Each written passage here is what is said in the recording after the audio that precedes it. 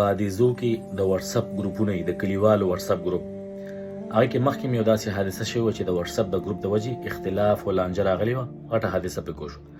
داسې یو بل زموږ واتس اپ ګروپ دی چې یو مولي صاحب جوړ کړی، زموږ عالم دین دی، او هغې کې تنظیم نوجوانان اهل سنت په نامه یو ګروپ جوړ کړی دی. هغې کې خلک ایډ دي چې دا تنظیم کسان دي. هغې کې غټ غټ بدماشان ایډ کړي دي او باقاعده د خلکو د مرګ پلین جوړېږي پکې، د خلکو د وهلو پلان پکې جوړیږي چې دا سړی وابي شوی، دا چې د تبلیغي شوی زموږ مذهب نه وړېدلی دی او زموږ مذهب یې پرېښی دی، زموږ طریقې یې پرېښي دي. نو که څوک اهل بیت افضل مني، که څوک صحابه کرام افضل مني، دا دواړه لارې ټیک دي.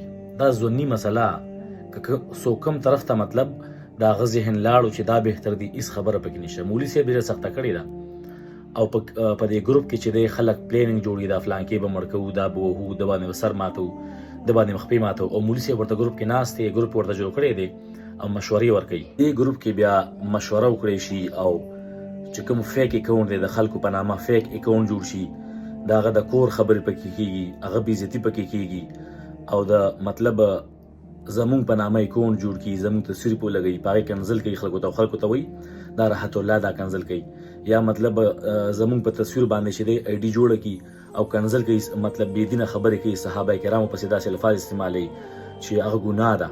هغه دی بیا چې دی خلکو ته دا راحت الله آی ډي ده.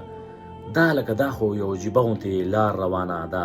علماو نه دا تمه، عوامو نه به موږ څه ګیله وکړو چې علما داسې کارونه کوي، خلکو پسې دروغ جوړوي، خلکو پسې فیک ایډیانې جوړوي او په ګروپ کې خلکو ته پلینونه جوړوي، د وهلو پلین، د هغه چې دا به ټیک کوو مونږ که نه، ځکه دا بېدینه شوی نعوذ بالله. دا قاضي القضا نظام راوستل په کلي کې، د تحریک طالبان نظام راوستل، دا څنګه علما دي چې مطلب دومره اختلاف چې د ورکوټې خبرې نه د خلکو د دشمنۍ پلینینګونه جوړول، د خلکو بچي په دشمنۍ باندې اړول کوي.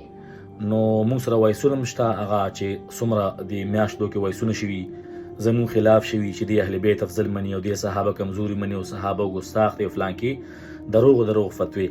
نو که چا سبا موږ ته نقصان راکو یا څه خبر راغه، هر قسمه نقصان ورسېدو، د هر قسمه نقصان چې دی د دې ګروپ چې کوم مشر دی مولانا صاحب، هغه به دې ذمواري. موږ د مولانا صاحب مطلب رشته دارانو ته، دوستانو ته، هر چا ته دا درخواست وکړو چې دا ګروپ کې عالم دی، پکار دی اتحاد والا، وطن کې اتحاد راولي، مینه راولي، محبت راولي. خو هغه ګروپ کې همغه دمکیانې او د خلکو د مرګ پلینینګ، د خلکو د وهلو پلینینګ، دا به څنګه وهو، د سره به داسې کار کوو، دا به فلانکې کوو جوړېږي.